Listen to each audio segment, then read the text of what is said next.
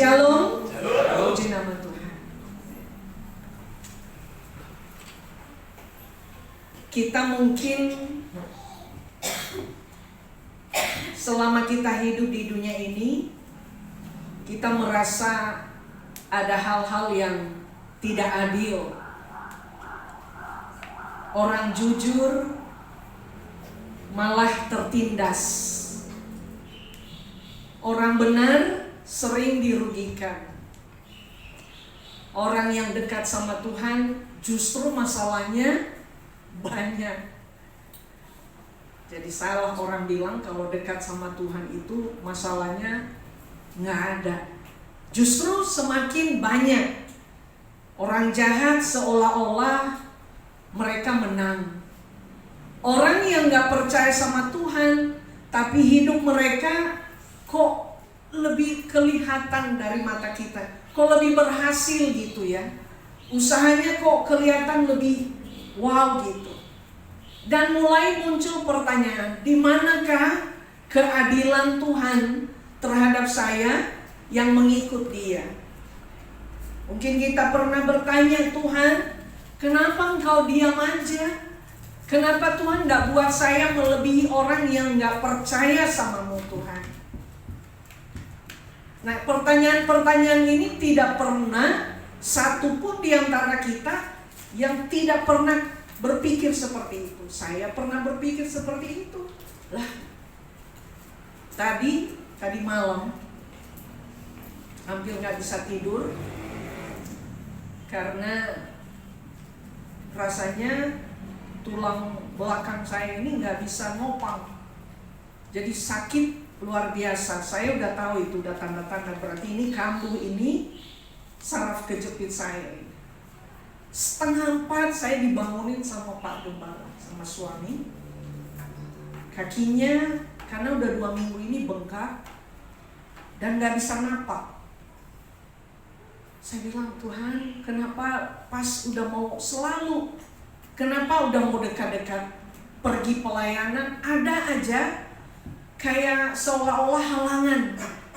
Kan secara manusia Tuhan, kami kan mau melayani. Saya balurin dengan minyak kayu putih. Saya bilang, kalau nggak bisa napak, ya udah, kalau nggak usah ke gereja lah. Terus alternatif lain lagi, dia bilang, udah enakan kok, udah enakan. Kadang-kadang udah enakan itu karena mungkin sakit ya. Jadi kalau saya pencet, maksudnya pijit gitu ya, agak kenceng. Jadi udah sembuh, katanya udah sembuh. Terus gimana ini, mau ke gereja pakai sepatu nggak masuk. Ya udah pakai sendal. Saudara, tapi saya bilang, Tuhan, saya juga mau melayani Tuhan hari ini. Saya bilang ke Williams, tolong Williams, kasih fresh care dalam menunggu mau berangkat, persiapan.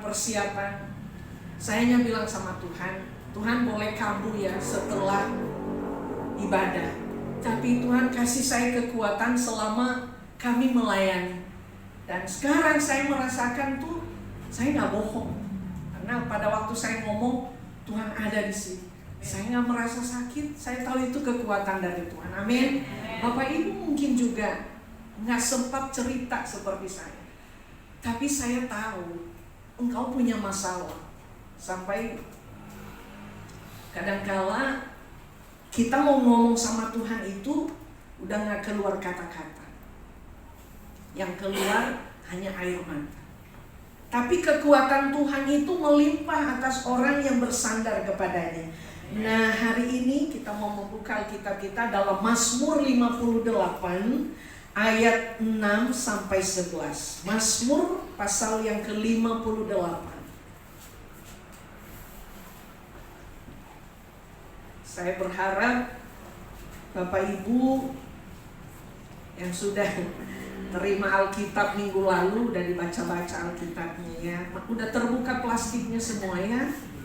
Belum, ada ya, dibuka supaya dapat berkatnya di sana. Banyak mutiara-mutiara yang terkandung di dalam itu. Mazmur 58 ayat 6 sampai 11 kita baca bersama. 2, 3. Ya Allah, hancurkanlah gigi mereka dalam mulutnya. Patahkanlah gigi geligi singa-singa muda, ya Tuhan. Biarlah mereka hilang seperti air yang mengalir lenyap. Biarlah mereka layu seperti rumput di jalan. Biarlah mereka seperti siput yang menjadi lendir, seperti guguran perempuan yang tidak melihat matahari. Sebelum periuk-periukmu merasakan api semak duri, telah dilandanya baik yang hidup segar maupun yang hangus. Orang benar itu akan bersukacita, sebab ia memandang pembalasan. Ia akan membasuh kakinya dalam darah orang fasik.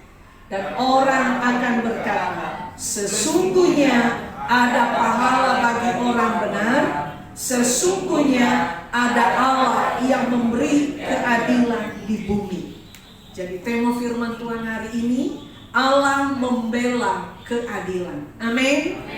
Bapak Ibu serta saudara dan saya, kita nggak hanya sendiri. Ada Allah yang akan membela kita. Mazmur 58 ini adalah doa orang yang jujur. Mungkin kita berkata begini, emang boleh doa kayak tadi yang kita baca, Tuhan hancurkanlah gigi-gigi mereka. Ini doa Raja Daud. Kita nggak boleh menjadi orang yang munafik, yang bilang aku nggak sakit hati kok. Tapi sebenarnya di dalam kalimat aku nggak apa-apa, sebenarnya ada apa-apa. Contohnya keinjak kaki teman kita bilang maaf ya. Biasanya jawaban kita apa? Ya nggak apa-apa. Itu kita nggak jujur. Tapi mestinya kita bilang, oh iya tapi lain kali kalau jalan lihat kaki saya atau apa. Kita suka pakai apa? Topeng kemunafikan. Seolah-olah nggak sakit hati, tapi kita sakit hati. Ada lagu bilang, lagu dunia bilang apa? Bukalah topengmu. Iya ya, bukalah topengmu. Ternyata kita nggak boleh pakai topeng. Kita tidak boleh bersembunyi di balik nggak apa-apa. Akhirnya kita sebenarnya pada waktu kita bilang nggak apa-apa, sebenarnya kita nggak melepas pengampunan sama orang itu. Contohnya, hal apa lagi yang kita pernah alami? Bapak Ibu mungkin pernah alami sesuatu, tapi kita selalu bilang nggak apa-apa, nggak apa-apa. Kita menutupi itu dengan kata-kata yang baik. Nah, Bapak Ibu serta saudara, di balik kata-kata yang keras dari Daud ini, yang dia bilang, Tuhan hancurkanlah gigi-gigi mereka dalam mulutnya, patahkanlah gigi geligi singa-singa muda ya Tuhan. Allah tidak pernah menutup mata terhadap kejahatan. Dalam kata-kata Daud ini, waktu dia berdoa ini, dia berdoa loh sama Tuhan. Tuhan hancurkanlah gigi-gigi mereka. Ada mengandung satu kebenaran yang sangat besar. Raja Daud ingin mau bilang, Tuhan aku mau belajar tidak munafik, kecewa sama dunia ini. Tapi dia ngomong apa adanya. Karena kita pun poles dalam doa kita sama Tuhan. Sebenarnya Tuhan itu tahu yang aslinya di hati kita. Kalau saya bilang contohnya sama Ibu Yani, nggak apa-apa. Ibu Yani kan hanya taunya kalimat saya nggak apa-apa. Ibu Yani kan nggak tahu hati saya, dendam atau awas. Tapi di mata Tuhan itu semua terpampang. Nah, Alkitab tidak pernah menyembunyikan sesuatu hal yang kelihatannya kok kayaknya kurang rohani. Makanya kalau Bapak Ibu baca di Alkitab hal-hal yang porno pun dicatat dalam Alkitab.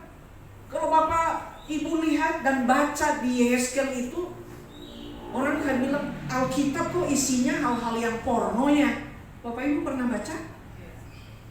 Kok di Alkitab yang katanya kudus, tapi di Alkitab kok ada tulisan-tulisan yang nggak pantas di sana. Alkitab, bahkan firman Tuhan itu sangat jujur. Nggak pernah hanya yang dicatat yang baik-baik di sini. Pada waktu Abraham melakukan persetubuhan dengan pembantunya pun, Alkitab mencatat hal itu. Nggak disembunyikan, nanti nggak enak. Orang yang percaya sama saya kok Alkitab tapi porno isinya. Atau ada yang lebih porno lagi di dalam itu. Yang pertama, doa adalah kekuatan kejahatan dihancurkan. Pada ayat yang ke-6, ya Allah hancurkanlah gigi-gigi mereka dalam mulutnya. Ya Allah hancurkanlah gigi mereka. Gigi gunanya apa sih? Ngunyah. Gigi itu gunanya apa? Menghancurkan makanan. Makanya kalau yang sudah nenek-nenek, yang sudah kakek-kakek nggak punya gigi lagi, jangan dikasih nasi yang keras. Yang dikasih apa? Bubur. Karena nggak bisa ngunyah lagi. Dia udah nggak punya kekuatan untuk mengunyah makanan itu. Gigi itu alat untuk melukai. Melukai pada waktu Bapak Ibu makan daging, dicabik, itu kan melukai daging itu. Karena udah matang aja dia, nggak berteriak. Untuk menghancurkan musuh, Daud tidak berkata, Tuhan biarkanlah aku membalas. Daud ini dia bisa nggak membalas kejahatan lawan-lawannya? Bisa. Singa aja dia bisa kalahkan. Dia bisa cabik rahangnya pada waktu dia masih jadi penggembala. Tapi dia serahkan sama Tuhan. Lihat, dia jujur sama Tuhan. Tuhan, aku cemburu sama mereka yang tidak percaya kepadamu. Aku benci kepada mereka yang melawan aku, musuh-musuhku. Tapi dia bilang, Tuhan, biarlah Engkau Tuhan yang menghancurkan kekuatan mereka. Makanya dia bilang, Tuhan, hancurkanlah gigi-gigi mereka. Seperti singa yang melambangkan kekuatan yang menindas. Daud memberikan kesempatan kepada Tuhan untuk membalas itu. Boleh nggak kita berdoa, Tuhan hancurkanlah mereka. Apa diajarkan sama kita? Kasih. Jangan membalas kejahatan dengan kejahatan. Akhirnya kita sakit hati pun, kita salah mengerti jangan membalas kejahatan dengan kejahatan. Betul, kita diajarin sama Tuhan Yesus. Tuhan Yesus loh yang ngajarin itu. Tapi ada kandungan yang kadang-kala kita tutupin. Jadi mengasihi orang yang membenci kita, tapi maksudnya selesaikan, omong itu sama dia apa yang kamu gak suka. Kita sering mendiamkan, kita memendam hal itu dalam hati kita tanpa menyelesaikan masalah. Akhirnya kita menjadi sakit hati sama orang lain, sakit hati terhadap lawan-lawan kita. Kita sih bilangnya, Tuhan ampuni dia Tuhan. Tetapi benar gak? Jujur nak kita sama Tuhan? Jujur nak kita sama orang itu? Saya udah ampuni kamu. Jujur itu kita datang sama orang itu, maafkan saya. Kalau kamu tersinggung, ternyata butuh tindakan untuk menyelesaikan masalah. Survei mengatakan bahwa orang-orang yang mengalami penyakit-penyakit kayak kanker itu ternyata berasalnya semua dari hati. Sesuatu yang gak dibereskan itu Kan semua bersumber dari sini ya. Bersumber dari hati. Kalau apa yang ada di dalam hati kita, itu akan terpancar di wajah kita. Kalau kita nggak membenci orang itu lagi, kalau kita sudah mengampuni orang itu lagi, terlihat kok di wajah kita. Pada waktu kita ketemu orang itu, kita bisa menyapa, kita bisa mengasihi. Tapi kalau hanya, oh ya nggak apa-apa, masalah itu harus semua diselesaikan. Ini bukan doa balas dendam. Daud berdoa bukan untuk balas dendam, tapi dia berdoa supaya Tuhan menghentikan kejahatan para lawannya, para musuhnya. Dengan cara Tuhan kasihilah mereka, bukakanlah pengenalan mereka akan Engkau. Karena orang yang kenal Tuhan, dia tidak akan membenci sesamanya. Amin. Karena kasih Allah itu mengajarkan kepada kita. Ilustrasi seorang anak yang dibully di sekolah, dia tidak bisa melawan, anak kecil nggak bisa melawan. Ya, dia pulang dan berkata sama bapaknya, "Ayah, aku tadi digini gini. Apakah ayahnya akan menyuruh dia, ya udah balas, besok balas?" Enggak kan? Tapi ayahnya pasti bilang, "Ya udah, nanti saya selesaikan masalah itu." Mungkinkah dengan dia datang ke sekolah, ngomong sama kepala sekolah, atau kalau udah ngomong sama wali kelas, baru nggak mempan juga, mungkin orang tuanya akan didatangkan untuk mereka menyelesaikan masalah itu. Seorang anak akan mengadu kepada ayahnya, "Saya digini-gini." Seperti itulah kita kepada Tuhan. Biarlah kita mengadukan semua hal kita sama Tuhan, tetapi melepaskan pengampunan sama orang yang membuat kita tersakiti. Kita seperti anak itu. Kita seperti anak di hadapan Bapa, dan Bapa pasti akan membela kita. Intinya Bapak Ibu, saat kita sakit, jangan balas, tapi selesaikan. Beritahukan apa kesalahan orang itu. Karena ada orang yang gak tahu kalau itu yang dia buat itu salah. Benar loh. Ada orang gak sengaja mungkin bagi dia itu saya bercanda. Tapi bagi orang yang melihatnya, merasakannya, itu bukan canda. Jadi bagaimana caranya supaya kita nggak memendam rasa sakit hati? Kita kasih tahu orang itu, "Saya nggak suka loh kamu ngomong seperti itu."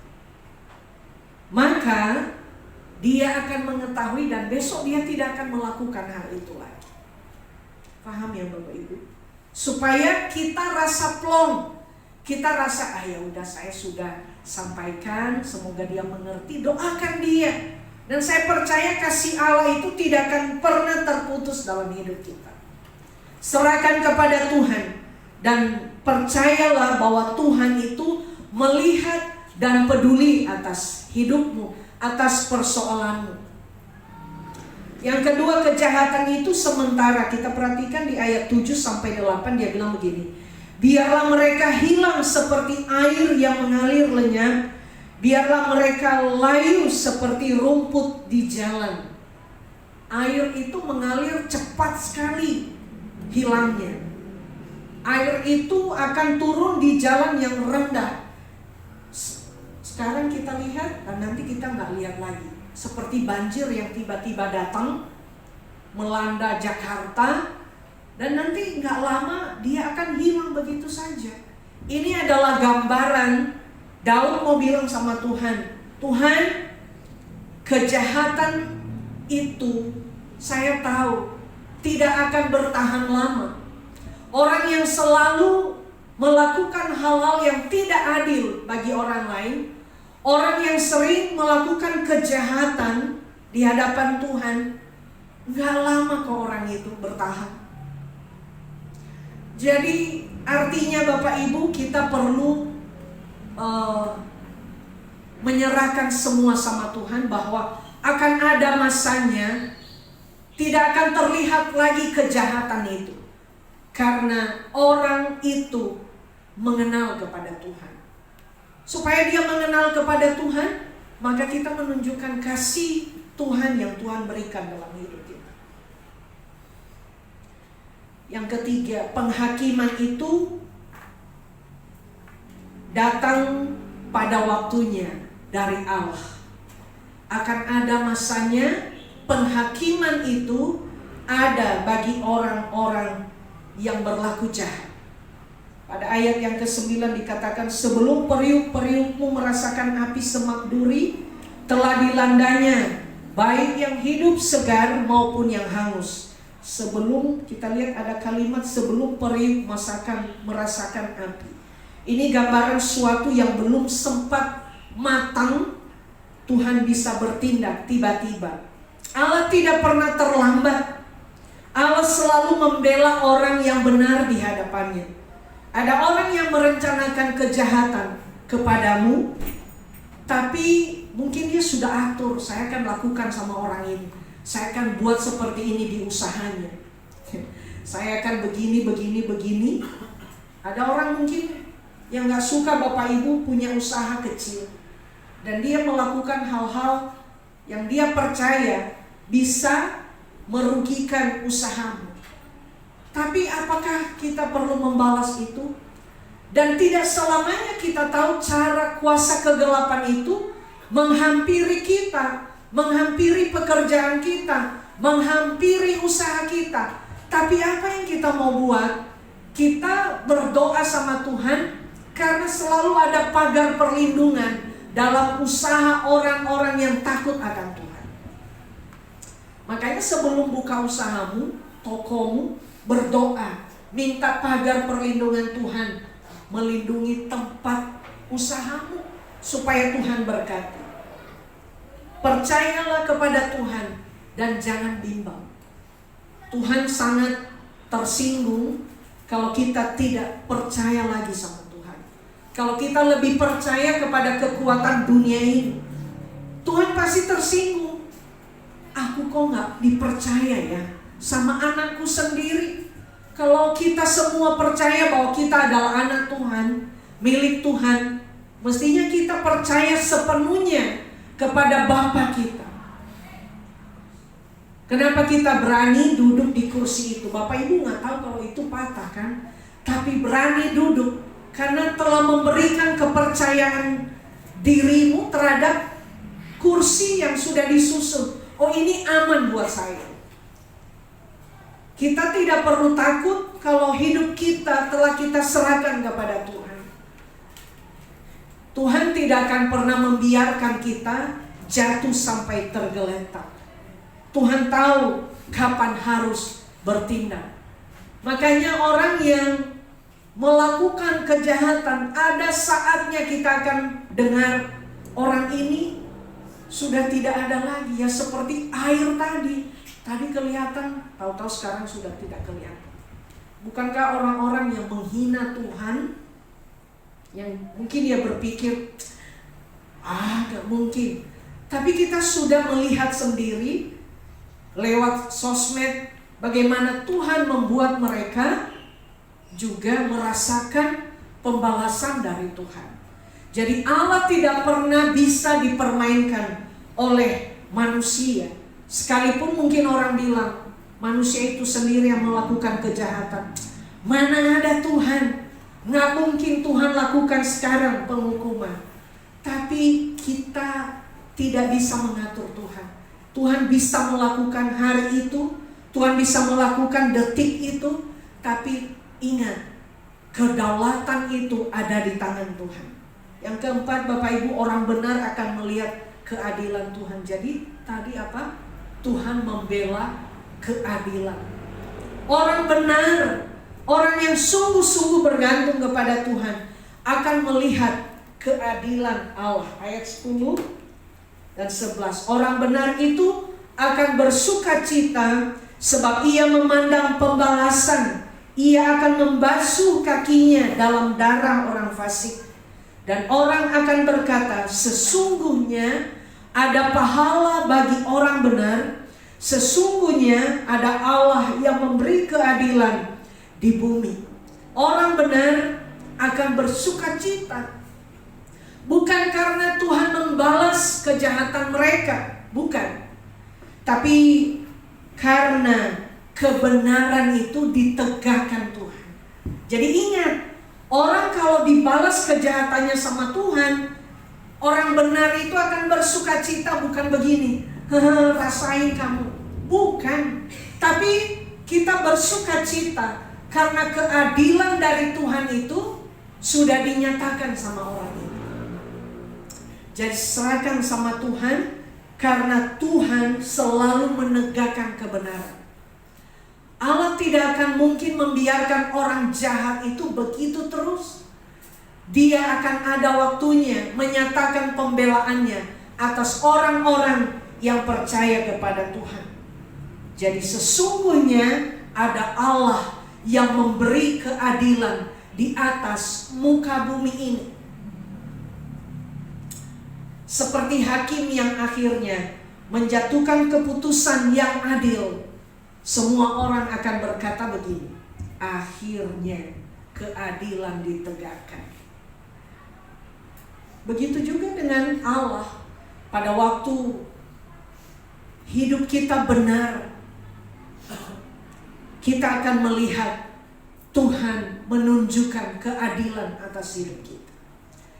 Belum sekarang, belum besok, kita nggak tahu kapan. Apa yang sedang Bapak Ibu sedang alami saat ini? Mungkin engkau sedang menangis sama Tuhan. Mungkin engkau sedang menjerit kepada Tuhan. Orang lain nggak bisa tolong kita.